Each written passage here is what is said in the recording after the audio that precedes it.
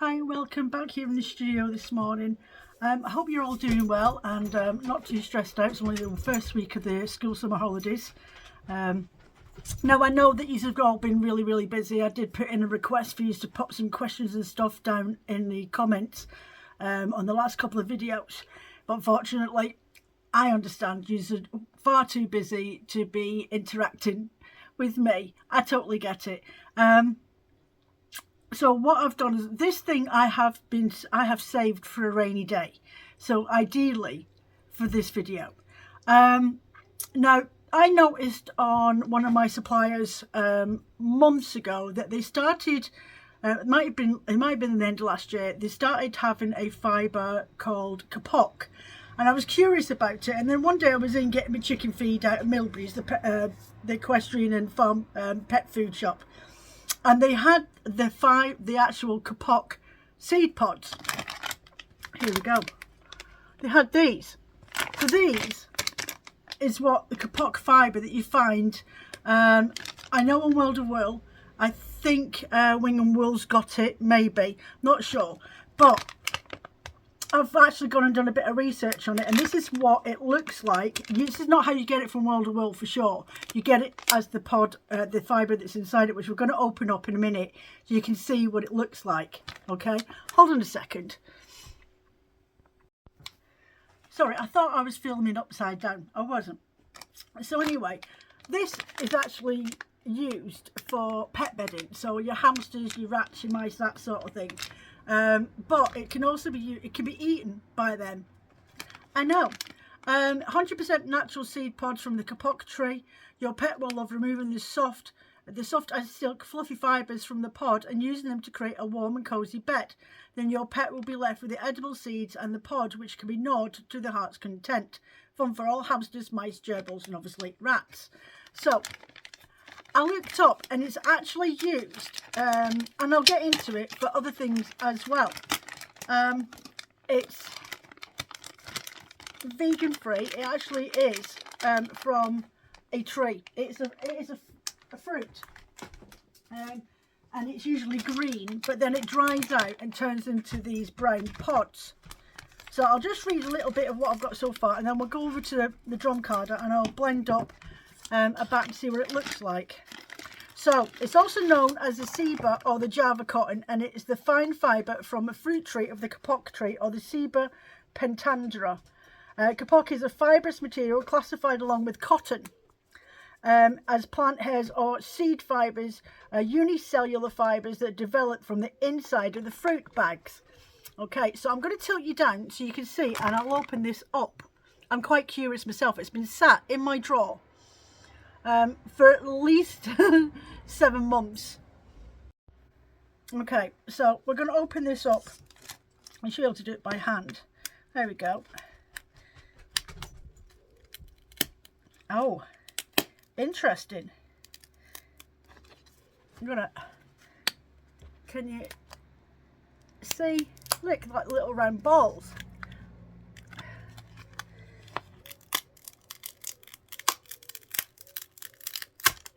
So it's got what makes me think of a sweet corn. Look at that.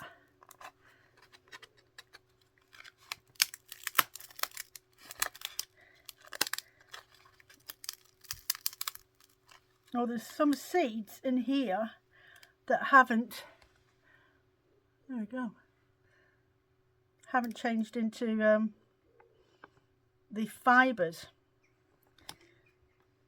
Right, let's pull this out. Wow, it's really, there's some more in there. Not many, but there are a few, which I will double check as I'm using it. Wow, it's got a lovely sheen to it.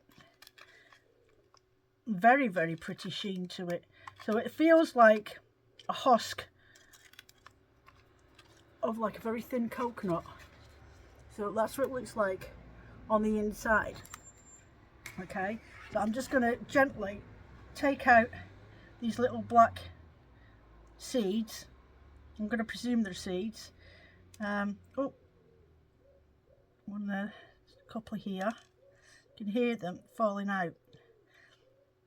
So I'll run through a bit more information on them. So the staple length is 10 to 35 millimeters, okay, or in English that is a centimeter to 3.5 centimeters long, or in American they like to use inches, so you're talking 3/8 to 1 inch and 3/8.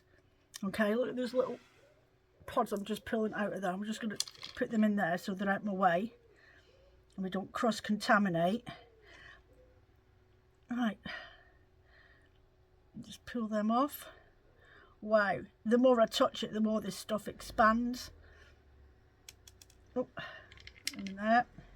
I don't want to waste any of this fibre. So, also, so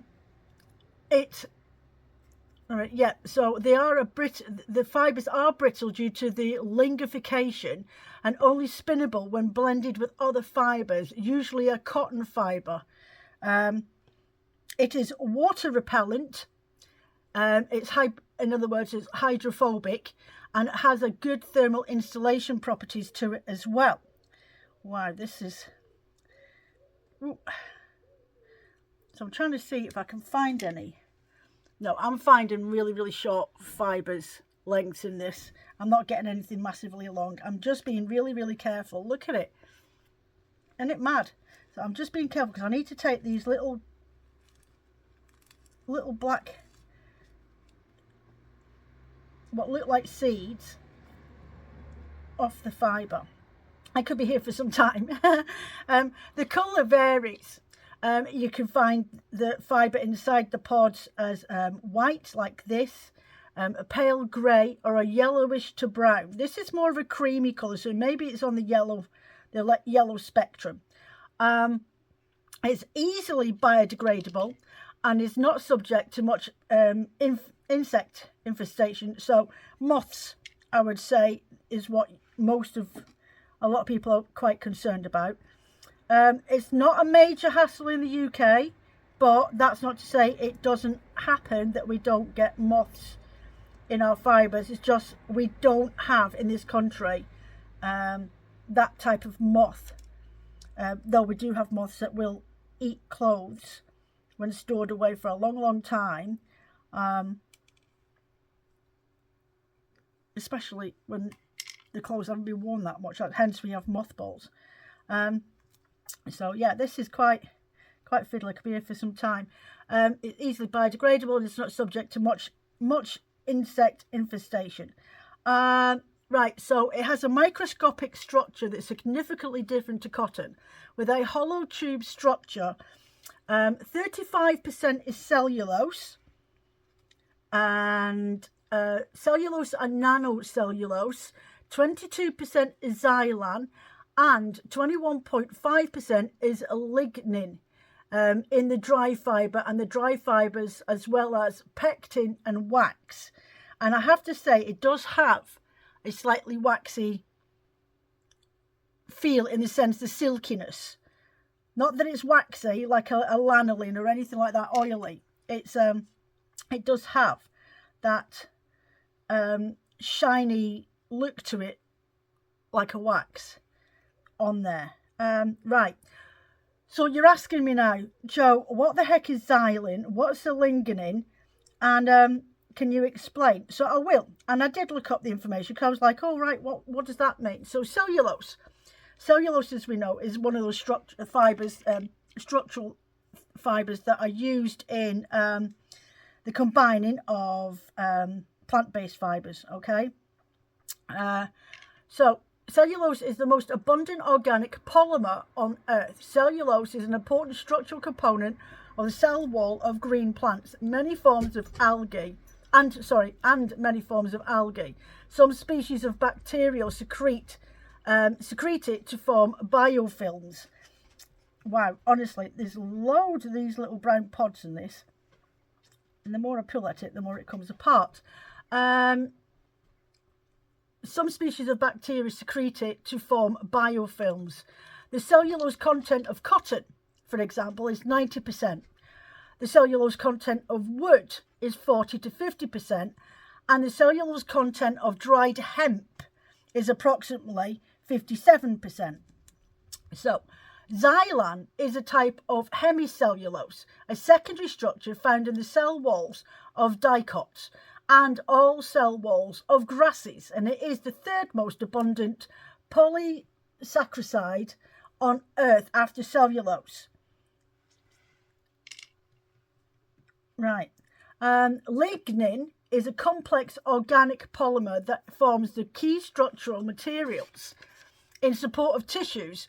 Most plants, lignins are particularly important in the formation of cell walls, especially in wood and bark, because they lend the rigidity to the tree to stop it from bending, and they do not rot easily.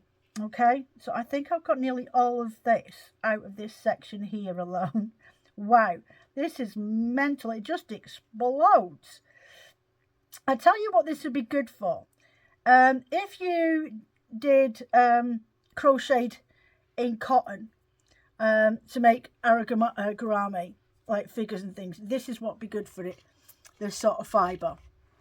Right, so the byproduct, on a minute, where are we at? So the fibre is hydrophobic due to a fairly high fat content, which is not wetted by water, but it is absorbent of oil. Okay, so it will absorb oils, especially from the body. Right, honestly, every time I move a piece, I've got another seed.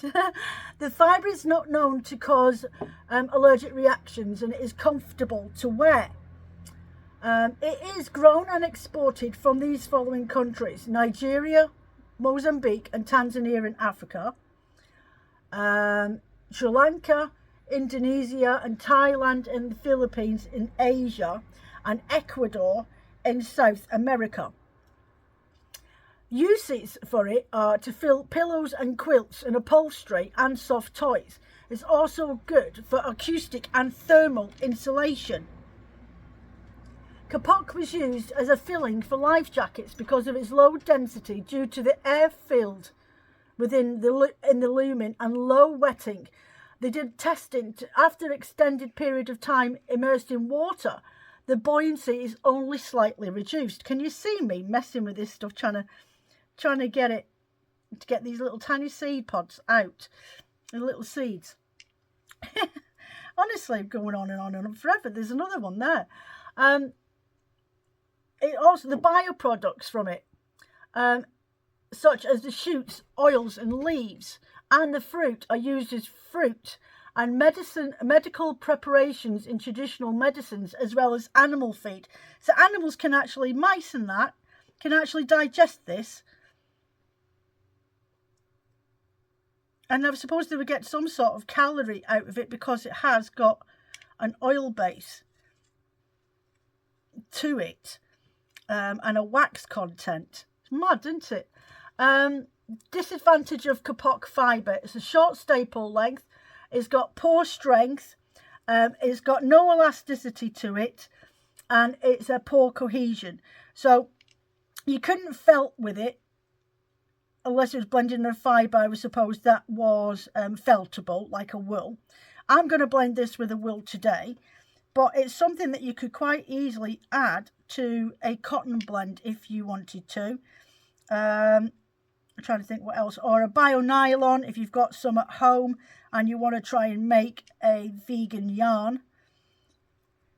Yeah, it would be a vegan yarn because this is vegan. It is a plant.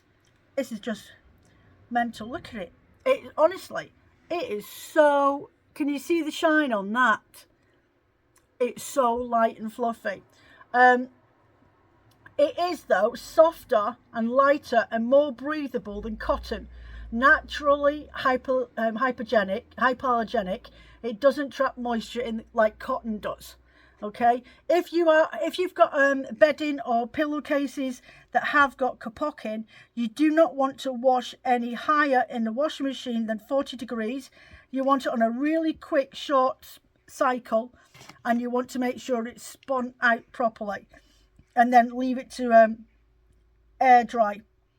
You wouldn't want to put it in the dry. Just give it a really, really good shake, and all these fibres should reopen because it's such a brittle fibre. It is biodegradable, very easily biodegradable, as I've already said. You don't want to damage the fibres too much. If you've got clothing, happen chance, I haven't found anything that's mentioned that Kapok is used in clothing these days, but that's not to say that it hasn't been. I just haven't found any articles on it being used in clothing, and or what type of clothing. You could imagine using this in Arctic wear. So you've got light clothing that people are able to walk around in very, very easily with extreme conditions.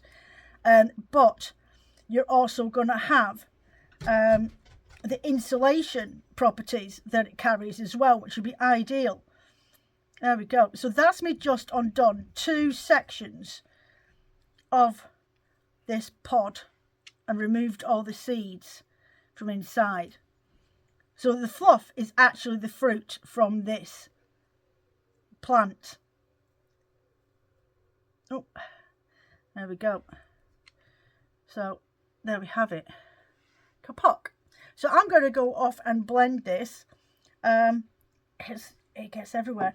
And I'll be back with you in a second. We're going over to the blending board and I will have a look, see if I can get something so you can see it popping out. Right, so what I've done is I've got that Kapok that you've just seen me unscramble from the fruit pod. Okay, so there's 10 grams there. I've got some mixed coloured Wensleydale that I dyed up a while back. I am going to pair it off, but I'll spin this off and I'll come back to you once I've done it so you can see the results at the end. Okay, so I've got some of this Twinkle, which, to be fair, I really don't like the mix of it at the moment. It's not the usual kind. So I thought, well, there's yellow in this Wensleydale, so I'll use this. It's got Sari Silk in it. It's got a little bit of Angelina. And I think it's got some bamboo in there as well. So that's that. And I've got some Corriedale in a salmon pink, just to use as a base, really, to see what it looks like when it comes out. So I'll get this on first, and then we'll start blending in the Kapok. Now I've gone with 10 grams to see if I don't use it all up. That's fine, I haven't got a problem with that, but I didn't want to go with 3 and it not to be noticeable when you spin, because what I want to see is it going to make a texture, is it going to fly out the fibre as I'm spinning it. You look a bit like your neps, your popcorn stuff that comes out out your blends when you're working with it. So I'm just going to put this on next as well. I've got this Kapok up my nose, I can feel it. Right, very, very fine flighty fibres. Right, so I've got that on now, and then I'm going to go in with some of this fibre, some of this Kapok. I want to see if it acts the same as cotton does. I'm sure I've got some cotton over there, as in what the texture of them look like in comparison to each other. I'm going to stick some more on. Yeah, so I want to spin it up so I can show you the results as to what I think of it's like as an end result, and what it was like to work with. So I'm sure I have got some cotton somewhere over here. Yeah, I have. Well, this is cotton top, so it's been processed through the mill, but it doesn't have a massive length, so that's the length of the cotton, and sometimes it'll group together when you're blending with it. I might actually do a comparison spin. Okay, I'll do that. So let me just split this up as equally as I can. So I'll do 2 50-gram blends, one with cotton and one with Kapok. So I've got one of those there and one of those there and one of those. Right, so that's fair.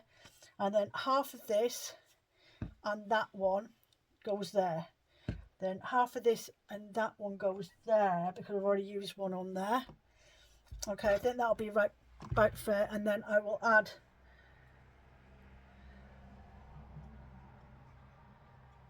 that much of cotton onto that, and I will spin them both up and I will come back to you with the results of it once I've blended this off. Okay, so I'm going to put this on here now, which is my hand-dyed Wensleydale. It's in a multicolour, so it will muddy up That's why I've put the pink in and the other colours. I haven't split it lengthways like I would normally do.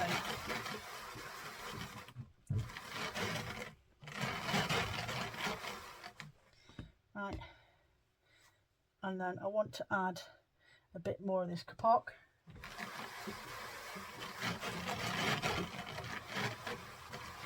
Now I'm putting it on the back drum like this because I know for a fact this is going to stick to the front of the liquor like nobody's business if I run it through that way. So this is the sort of time that I would hand paint onto the back of the drum.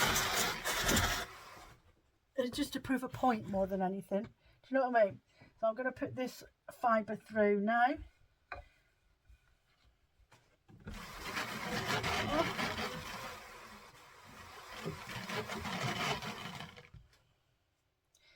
And then we're going to go with this pink.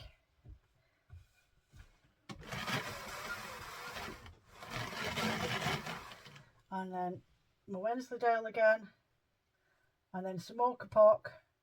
Then my blended one. And then some more Kapok. And we'll just keep working like that. Yeah, I want to see if it spins nice and finely, as in the same with the rest of the wool that with the fibres I'm blending it with, or is it going to go slightly tweedy effect because of the short fibres.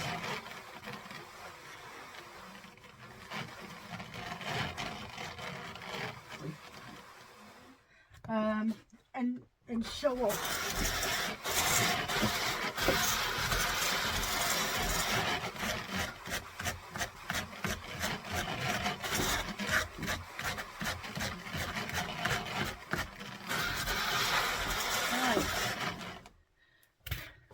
Go back in with some more of my Wensleydale again, and then put my last blended fibre on top in between the Kapoks that I'm blending up with.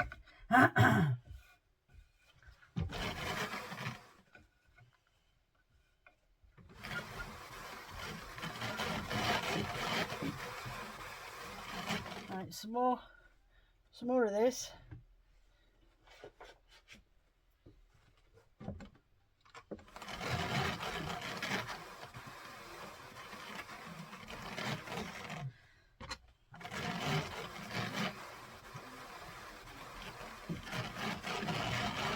Right, and my blended fibre, and then give it one more pass through.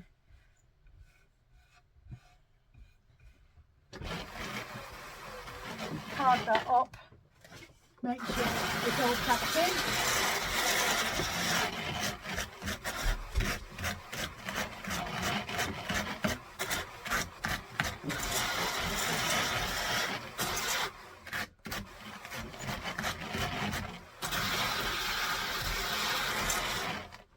It's really flighty. I'm seeing it. If it's not been caught on here, I'm seeing it flying around in the air.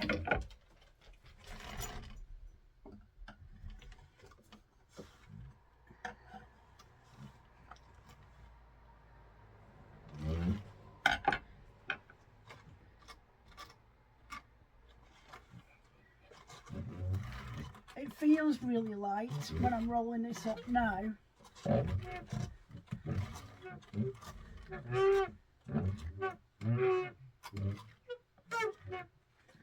Right, so that's one.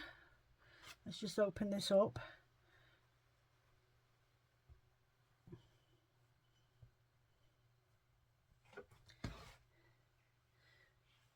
It looks like cotton that I would get in a bag if I didn't buy it as a top. Like really quite fluffy looking. There we go. Looks very much like a noil. Like when you get your Tussar silk or your Mulberry silk noils in a bag, and it's not been put as a length, and it's the leftover wastes from the processing. That's what it makes me think of. So I'm just gonna put that there, There we go. So that's one that I need to go and spin off. So I'll put that behind here. And the exact same fibres, except with Egyptian cotton this time. There we go. So we're going to blend this up with Egyptian cotton top. Put that on the back.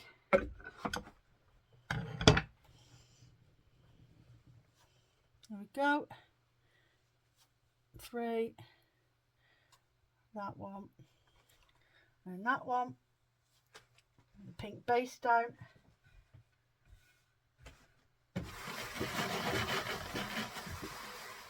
This time go in with my cotton, and because I'm painting on the back drum, I'm just going to put it into smaller sections so it's easier to work with and hold on to.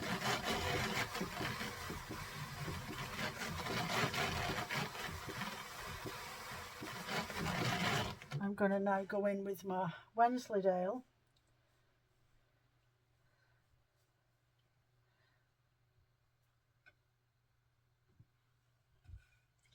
There we go.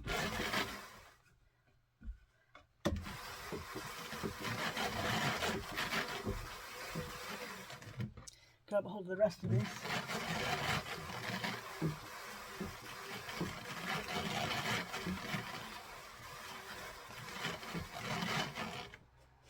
Okay, go in with this one next.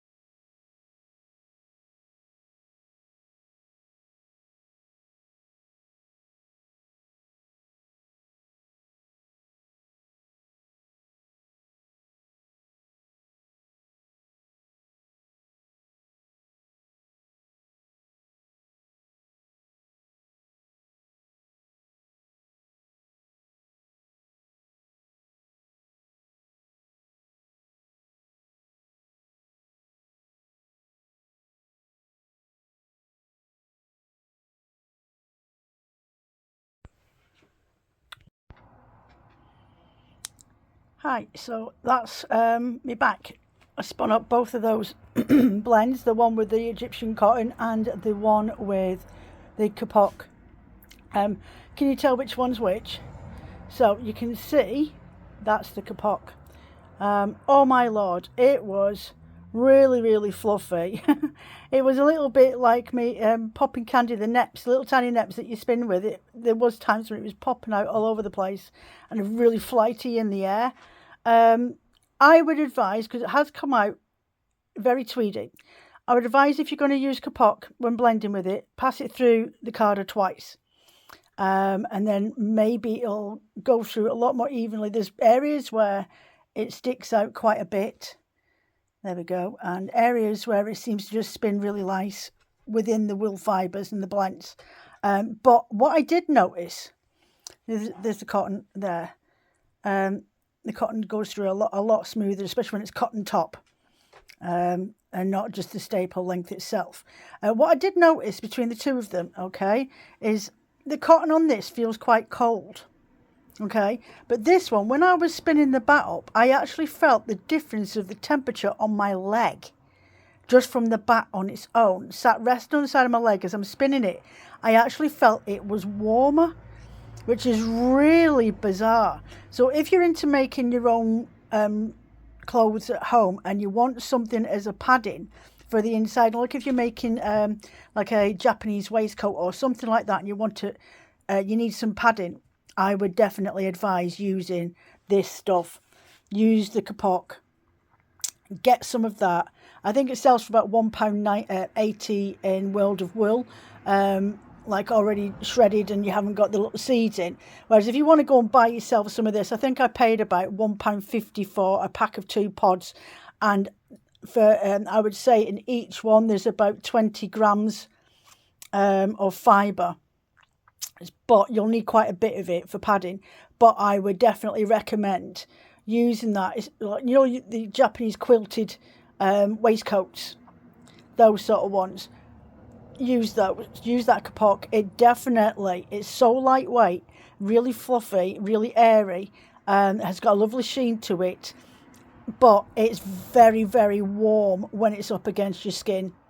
It's mental. I definitely felt the warmth in it when I was spinning with it. So anyway, that's the end results of that. I will put these to one side. I'll get them photographed later on. I'm going to sell them on the website as a pair. So if anybody wants to purchase it, if you want some of this Kapok, give me a shout next time you place an order. I will just stow this away. I'll take all the seeds and everything out and I'll stick it in a little bag. And if you want 5 grams just to see what it's like, give me a shout and I will stick it in your order for you to try yourself. Okay, so that's me off now. I'm going to go and get this video edited. Thank you very much for watching and supporting me. If you've got any comments or questions or suggestions for future content videos or topics for me to approach on, it really does help me put videos that you guys want to see, put them together, because it's hard work. When you've been doing this for 5 years, you start running out of ideas. And you guys telling me what you want to see really does help me. Don't forget to hit that like and subscribe to my YouTube channel as well. I'm nearly at 1,000. If you don't already subscribe to YouTube channel, please do head over there. It's Woolly Cottage Fibre Shop. Okay. Anyway, I'm off. Take care of yourselves. I shall speak to you soon.